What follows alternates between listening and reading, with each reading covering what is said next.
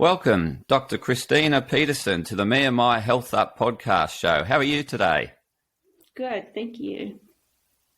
So great to have you on, and looking forward to discussing your area of expertise around cardiovascular disease management and prevention, and looking at dietary strategies to help and prevent that. So before we get into the topic today, I'm really keen to find out how you have arrived at being a nutritional scientist. Please share your story. Thank you. So it's kind of a long story, but I actually did all of my training in Australia. So I'm from outside of Adelaide in South Australia. And so I did my undergraduate degree in nutrition and dietetics, and then went on to do a Ph.D. in nutrition at the University of South Australia. Following my training, I moved to the US for a research position. So I was working at Penn State University for a number of years, doing research related to the influence of diet on cardiovascular disease. And then a few years ago, I moved to Texas. So I took a position at Texas Tech University. And here I'm an assistant professor of nutritional science and lead a lab that investigates dietary strategies to prevent and delay cardiometabolic diseases, so cardiovascular disease, as well as type 2 diabetes. So I've been working in this area for more than a decade, and I think my interest in health and wellness and nutrition has started well before I got on this particular path. And you please share that interest you've had in health and nutrition before you embarked on your journey. I'd like to hear that little story as to what made you so fascinated and intrigued about the importance of health and nutrition. Yeah, so I grew up in a rural town on a farm, and my dad is a food producer. But always, within our family, food was important. We always ate meals together. It was a time of, social interaction. So always from a young age, I was interested in food and preparation of that food, cooking. I always enjoyed cooking as a child, and still do. And as I became older, so in high school, I just discovered the link between food and nutrition and how what we eat can really influence our health. And so at that point, that's when I decided to, pursue higher education related to nutrition and health. It's fantastic that you discovered your past so early on in your life. I certainly took a bit longer, so I could classify myself as a slow learner. But it's wonderful to have you on, Dr. Kristina Petersen, and I'm really keen to get into this area of cardiovascular disease. It's number one killer across the world, number one in Australia, number one in the States, and it's growing. It's not getting any less in terms of numbers that are affected. And really keen to, for you to share your knowledge around dietary strategies to prevent let's start with the prevention side. It could be similar to the management side, but really keen to help other citizens around the world to prevent being a statistic in this area.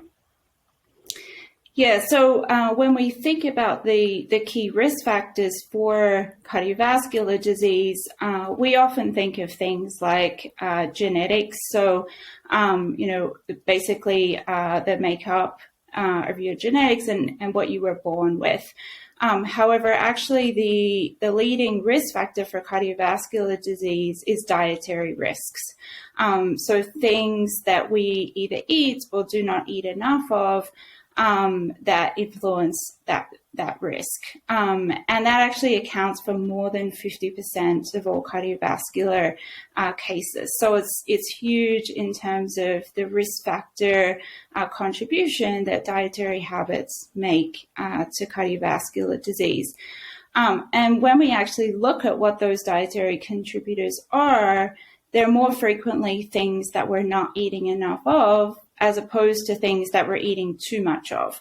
So oftentimes when we're thinking about diet and health, we think about the things that we shouldn't be eating versus the things that we should be eating. So we always think, we should be avoiding XYZ because that will make us healthier. But actually, when we look at the data, we should be focusing more on the things that we should in fact be consuming. So things like fruits and vegetables, whole grains, nuts and seeds. These are all things we should be eating more of. And they're often things that people are not eating enough of. So when we think about preventing cardiovascular disease, or really any diet-related disease, what we're thinking about is having a healthy dietary pattern. And that's obviously, a very loose phrase. What is a healthy dietary pattern?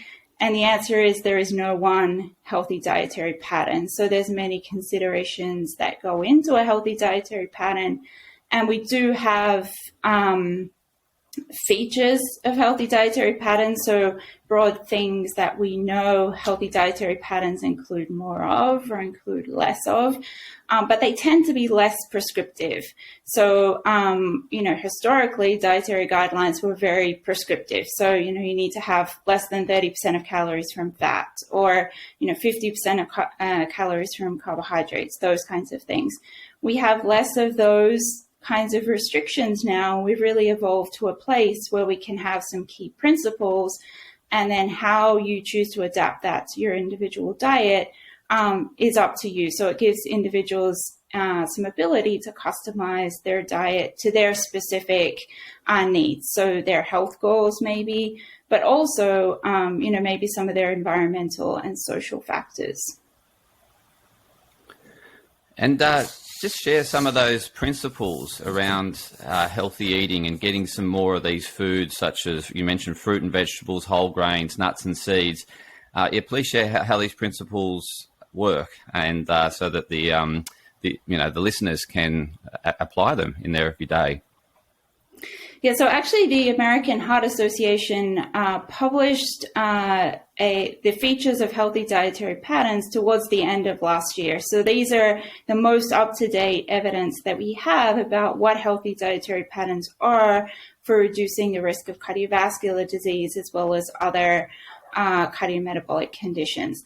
And so there are 10 of them in total. And so they do center around eating plenty of fruits and vegetables and trying to get a variety where possible. Eating mostly whole grains. So this is as opposed to refined grains.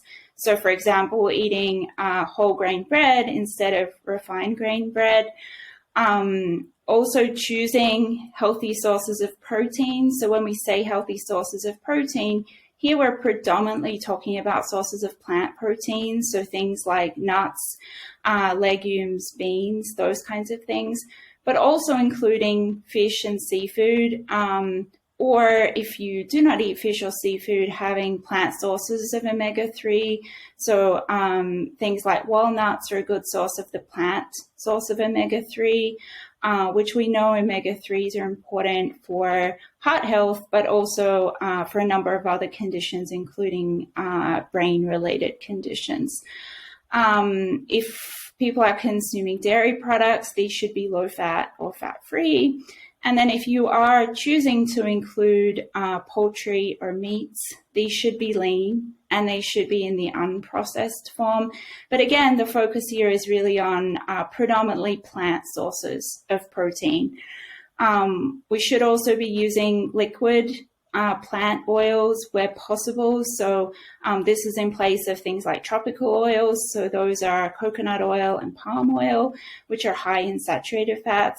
We should also be trying to avoid animal fats, so solid fats, butter, things like that, as well as partially hydrogenated fats, so they're high in trans fats. They also specifically call out choosing mostly minimally processed foods as opposed to ultra-processed foods. And these are some of the first guidelines to really explicitly call out this distinction between minimally processed versus ultra-processed. And this is really because we're starting to get a lot more evidence showing that there may be potential adverse effects of consuming ultra-processed foods. So these are foods that are very highly processed. They include a lot of different additives or processes in order to achieve palatability mostly. And so these are usually foods that are very appealing to us. We should also be minimizing foods and beverages that have added sugars. We should be trying to limit salt, so choosing low salt products where possible and not adding salt to the foods that we're cooking. There's also guidance around alcohol. So if you're choosing to drink, having moderate intake, so that's classified as less than 2 drinks per day for men and less than 1 drink per day for women. And then there's also a guideline around adjusting energy intake to needs. So here, this is around achieving and maintaining a healthy body weight. And then the final guideline is around always adhering to this guidance, regardless of where you're preparing or consuming food. So this is really getting at trying to have a healthy dietary pattern at all times, not just when you're cooking at home, for example, but also trying to choose a healthy option when you're eating out or purchasing food from another place.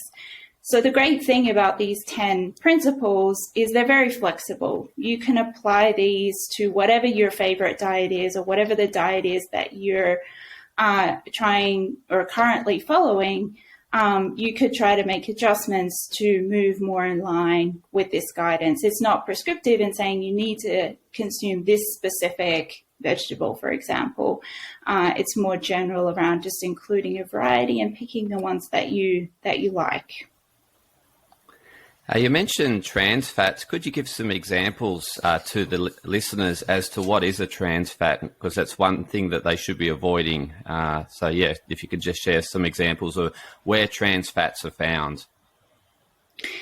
So trans fats are fat that is created in the food manufacturing process. So historically, they were used as a replacement for saturated fat.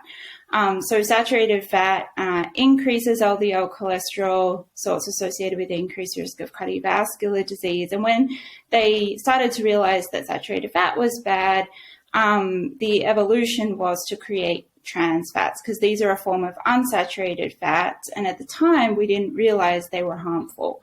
But then research emerged showing they were in fact harmful. And so there's been a lot of effort to remove trans fats from the food supply. In the US, the food industry is no longer allowed to add partially hydrogenated fats, which are trans fats, to foods. I'm not quite sure what the situation is in Australia, but I expect it's heading in the same direction.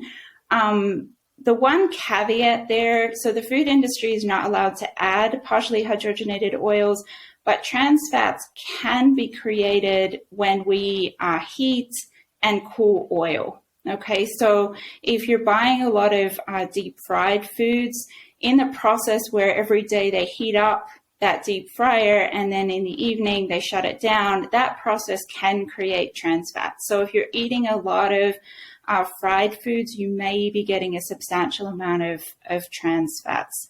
But from historically, trans fats were added by the food industry to a lot of baked goods, so cakes, cookies, those kinds of things, and a lot of that has been removed now.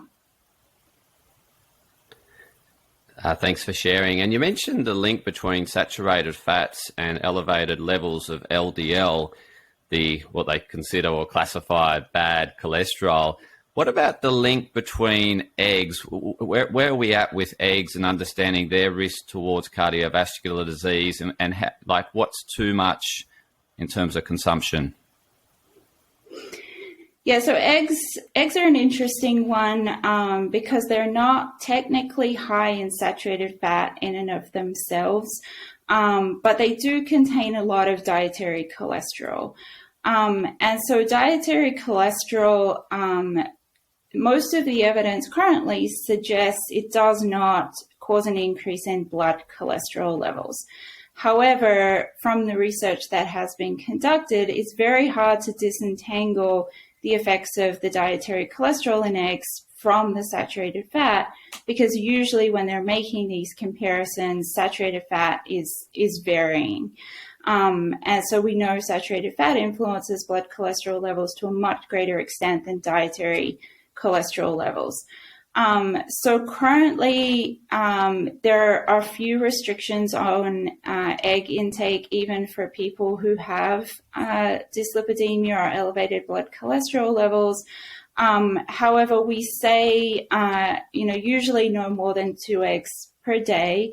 But I think when we're talking about eggs, the really important point to make, and why research has been so inconsistent with regard to eggs, is what is consumed with eggs. So oftentimes when we think of a breakfast meal, people are not just eating an egg, they're also eating bacon or sausages. Okay, so when we have that kind of pattern of intake, it becomes very difficult to distinguish what is the effect of the egg versus the effect of the bacon and the sausage. So I think we need to, when we're consuming eggs, we just need to be mindful of what we're consuming them with. So if you're making something like an omelet with vegetables and having some whole grain toast, that's a very healthy breakfast. But if you're having eggs and bacon, then the bacon is certainly going to elevate your blood cholesterol levels, and potentially there may be some influence of the egg too. Thanks for explaining the eggs, because it constantly comes up in the media in terms of eggs, and they're, as you mentioned, they're high in dietary cholesterol, and so I just wanted to see if there was a strong link there to cardiovascular disease, and you answered it really well. So thanks for sharing that. My other question comes around you mentioned fruit and vegetables, and we don't eat enough of them. And when I look at the statistics, like only 4% of Australians are getting an adequate intake of vegetables per day. And I can imagine that probably translates throughout the world, certainly to the Western part of the world. So I'm not quite sure about the underdeveloped, but so I'm just really wanting to get some ideas, because like you mentioned in the principles that it's important to eat more of them. And then the question comes up is to how can the listeners increase their vegetable consumptions?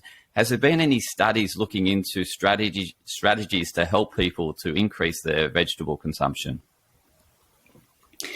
Yeah, and this is always a challenge. And I think, I'll make 2 points here. So the first one is that you should pick the vegetables that you enjoy. If there are specific vegetables that you do not like, you do not need to eat them. So there are so many different vegetables, and they're in different forms, right? You can buy fresh vegetables, but you can also buy canned vegetables. You can buy frozen vegetables.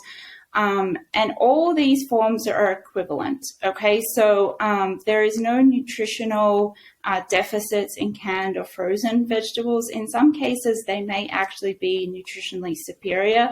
So in the case of frozen vegetables are snap frozen as soon as they're picked. So their nutritional quality can actually be higher than the vegetables that have been sitting in warehouses and sitting in the grocery store for a period of time.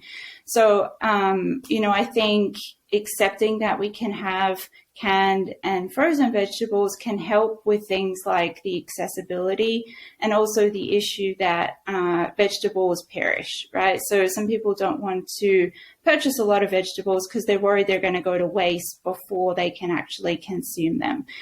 When you are buying canned vegetables, just try and choose the lower sodium ones, or make sure you're washing the vegetables before you're eating them. And then I think the second point related to vegetables is, on average, the flavor profile is quite bland, right? So what that means is it lends themselves to being flavored. So I think, we need to think creatively about the taste that we enjoy, and think about what kinds of herbs and spices are great, right? Because they don't add any calories, they don't add any sodium, but we can get a whole range of different taste profiles just from adding some herbs or spices to the vegetables.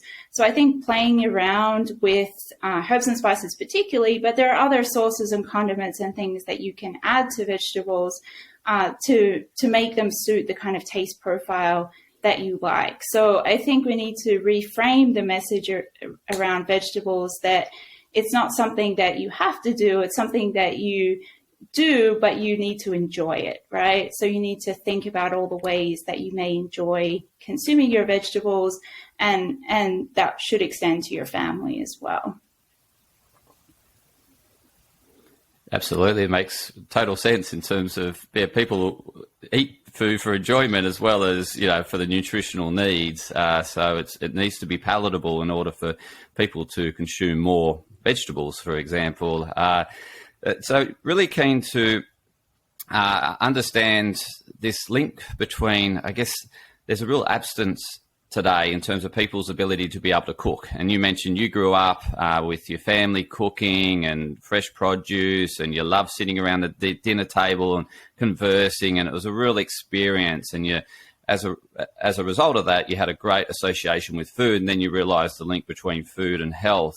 Now, today, there's a bit of a disassociation around cooking. That's an inconvenience. I don't have time, and takeaway is really convenient. And, so have you got any words of wisdom to share, or if there's any studies that you've done in terms of around this thing of cooking, eating well, and that enjoyment around eating good food together? Yeah, so I think, here often when we hear the term cooking, we think about, all the things that involves, right? We need to go to the supermarket, we need to get food, we need to spend time finding recipes, we need to cook that food, and this whole thing is going to, take up a huge amount of time that we all don't have, right? We're all busy and we don't have time to spend hours shopping and cooking for foods. But I think, the way that we need to think about this is how can we do this in an efficient way? So, there are so many very quick, simple recipes that do not take a lot of time, and with a little bit of preparation. So, making sure that you go to the store maybe once per week and pick up groceries, so you have things in the fridge that you can quickly assemble a meal. So I think we need to think more about rather than, cooking and making things from scratch, if you don't have time or skill to do those things, thinking about how you can kind of assemble meals. So, buying fruits and vegetables that you can quickly chop up and make a salad, or, put in the microwave to cook, and then cooking, some kind of lean protein source, with things like air fryers, you can cook something very quickly. And again, thinking about making the whole experience enjoyable. So, maybe this is something that you can do with the people that you live with your family. You can get your kids involved in all of this as a learning experience for them as well. Because, ultimately these are lifelong skills, and they serve us. So I think we need to think about it as an investment in our health, but also potentially in the people that we live with.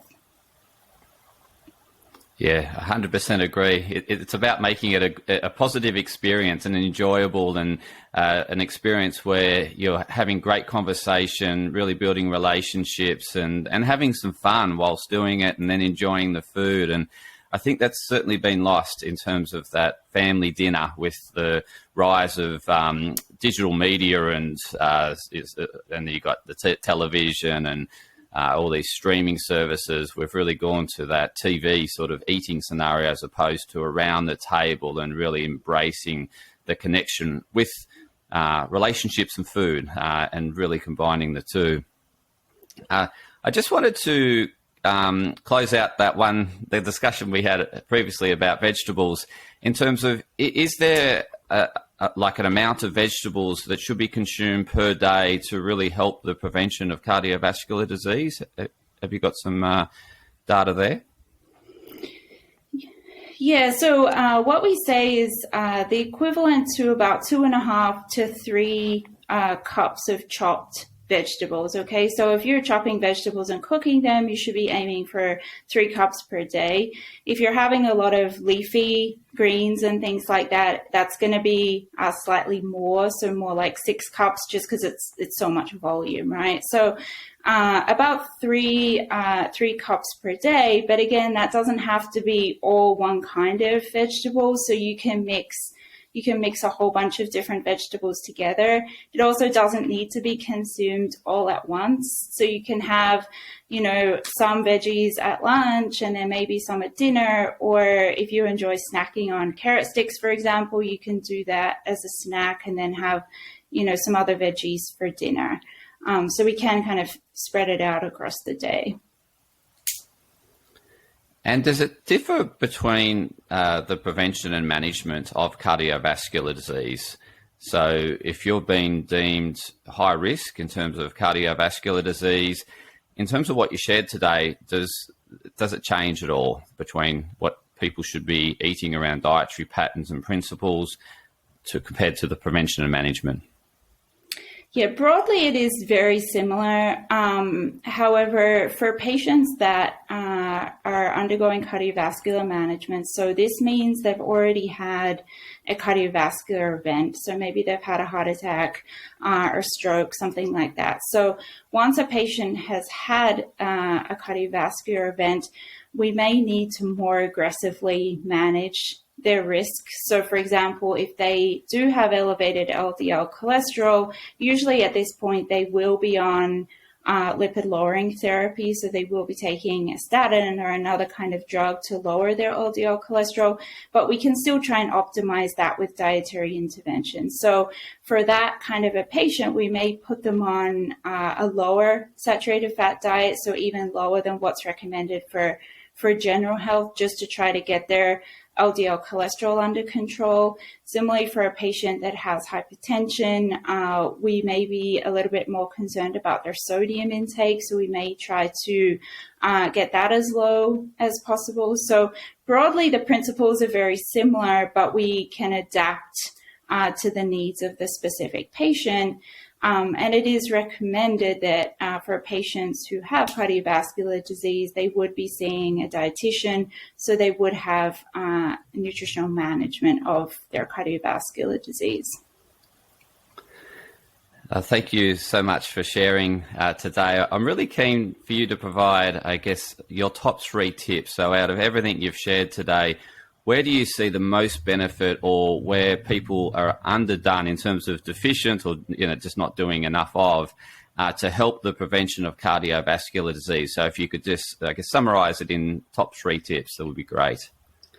Yeah, so I think the first tip here would be there is no one diet. So, we often hear a lot of messaging around you need to follow a specific diet to have this specific health outcome.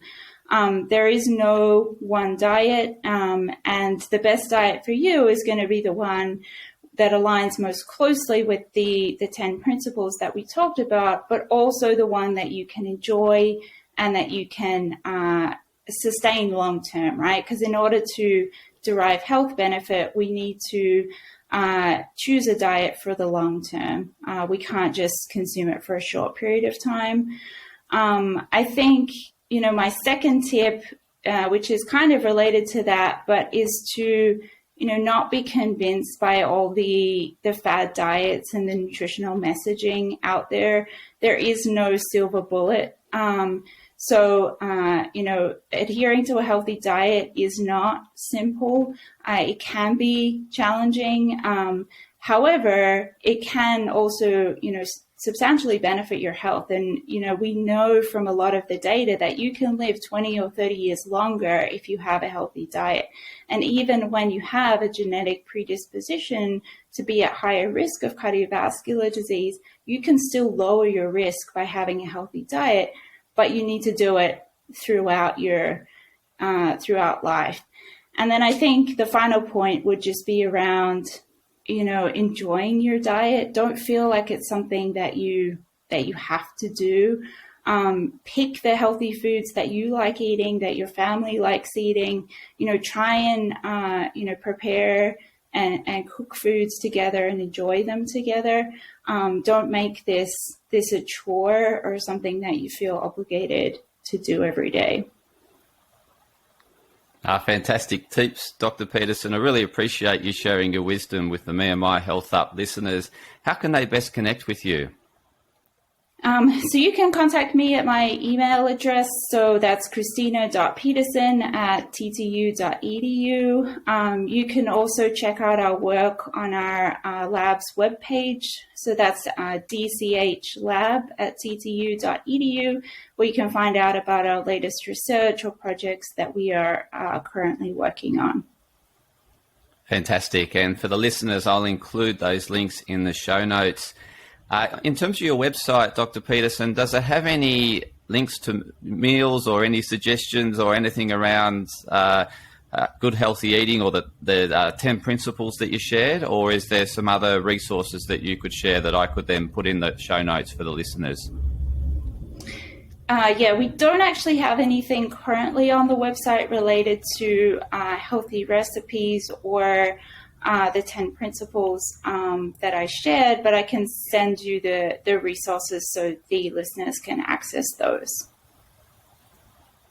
Fantastic. Really appreciated, Dr. Petersen, and thank you for your time. Really appreciate you putting aside the time and coming in and passing on your wisdom around cardiovascular disease and how we can prevent that through healthy eating. And to the listeners, thank you for tuning in to another insightful episode of Me and My Health Up. For you, if you know someone out there that's also wanting to hear more about how they can improve their heart health and prevent the cardiovascular disease, then please share it with them. I'd love to get the word out there. So please like and share the episode and get it out to helping more people. And I appreciate you tuning in. Thank you.